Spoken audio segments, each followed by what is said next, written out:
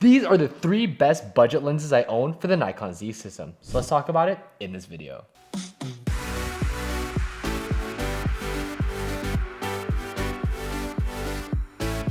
What's up y'all, it's Project Photography back with another video, and today camera gear can get quite expensive. So today I want to help you guys save a little bit of money and talk about the 3 best Nikon Z budget lenses that I have in 2024. Now to me, these are all great lenses that have very different use cases, and some of them in particular are great for things like landscape photography, portraiture, walk around street photography, and the best one for street is definitely this 28mm f2.8. This lens comes in at $200 used on eBay, and if you can find it for that price, it's an absolute steal. Mainly because this lens is really great when it comes to its focal length. 28mm is one of my favorites, mainly because it's nice and wide to get a lot of your subject matter into the frame, but it isn't so ultra wide to have a sense of distortion. It has a nice sense of compression, mainly because it is closer to that standard focal length. But this lens in particular excels at its build quality, compactness, and being really lightweight. This lens is absolutely tiny, and especially paired with something like a Nikon Z30, that's an incredible, compact, budget option that is great to just throw in your bag and not have to worry about it. And it's something that I like to take around a lot when I'm shooting with my friends very casually. And when it comes to image quality, it is absolutely no slouch. I think the image quality in particular, when it comes to the sharpness, is good enough. It's nice in the center, but in the corners, it does need to be cleaned up a little, especially when it comes to things like vignetting. It can get a little bit dark, especially at f2.8. But on the flip side, we do have some nice contrast. The colors are nice and saturated, and it just gives you that classic Nikon look. To me, the 28mm is probably my favorite budget lens out of these 3, and especially because of that price point and its compactness, such an amazing lens. But if you wanted a lens for purely amazing image quality, that's where this 50mm f1.8 comes in. It's around $440 used, which obviously compared to 28mm doesn't sound that cheap, but for a lens with this good image quality, it's absolutely worth every single dollar. Of course, this is your nifty 50 lens at an f1.8, so we are going to get really nice bokeh, which is especially nice for things like portraiture in particular.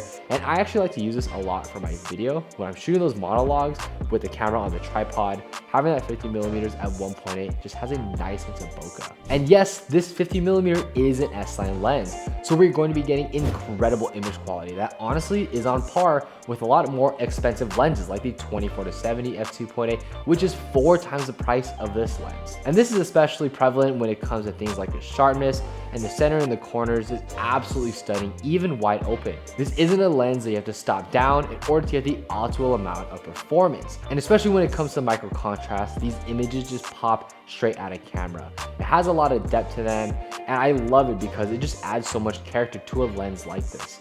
This is easily the best lens when it comes to image quality out of these 3 lenses, and I cannot recommend this 50mm enough. But if we move on to the 12-28, this is the best lens for landscape photographers in particular. It comes in at around $275 used on eBay and has a really versatile focal length, from 12mm all the way to 28. But you do have to remember, this is a crop sensor lens, so you can only use it on bodies like the Nikon Z30, Nikon Z50, Nikon ZFC, but the 12-28 is an incredible lens, especially for those landscape photographers who want that wide angle lens to capture more of your subject matters into the frame. I've especially liked using this on things like beaches, mountains, anywhere that there's a lot of complex subject matters that you want to include into composition. For landscape photography, this is the lens to do it. And since this is a cropped lens, we can only use it on APS-C size sensors, which will make the focal length incur a 1.5 times crop, turning the 12-28mm into an 18-42mm. Now, of course, 18mm on the wide side isn't super wide, but it's more than wide enough to capture pretty much anything that you want. You're not going to be saying, oh yeah, I wish this was a couple millimeters extra wider. I really feel like if this is one of your first wide angle lenses to be picked up, when it comes to the Z mount, you're really not going to have an issue when it comes to the focal length. And of course, this is a zoom lens, so it can go out to about 42mm effectively, at least on the long end, and that's around a normal focal length. And I love that because you can go from wide to normal in one lens, and I think that's just so versatile if you want to get different compositions, or there's something that's just a little bit farther out that you want to frame in a different way. 42mm on the long end is absolutely perfect with this lens. And this lens doesn't slouch when it comes to image quality either. It is plenty sharp in the center and in the corners, but it does lack a little when it comes to that micro contrast and the colors. The images tend to be a little bit on the flatter side.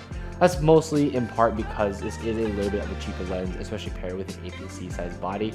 You're just not going to be getting as much depth versus something like a full frame body, and a full frame lens of course. And not to mention, this lens is also insanely lightweight, and I think this is especially great because for landscape photography, you want your lenses and your gear to be as light as possible, and this lens absolutely achieves this. These are the 3 lenses that I absolutely recommend for the Nikon Z mount if you want to get more budget options. I mean, the 28mm is great because it's small, compact, and it is the cheapest lens out of these 3 lenses. But the 50mm is going to be the absolute best image quality. I mean, you're just going to be getting a sense of character out of this lens that you just are not going to get with these other 2 lenses. This lens in particular competes with other S-line lenses and is just absolutely stunning when it comes to the image quality. But last but not least, the 12-28 is the most versatile lens. You can pretty much capture any landscape composition that you want when it comes to the wide angle side. And I think it's just going to be great if you're just getting an APS-C size body because this will perfectly fit onto those type of cameras. So thank you so much for experiencing the world with me today, and thank you so much for watching. Which lens would you pick up out of these 3? And let me know what your 3 favorite budget lenses is in the comment section down below. Thank you so much for watching. Please feel free to rate, comment, subscribe, and I'll catch you guys in the next one.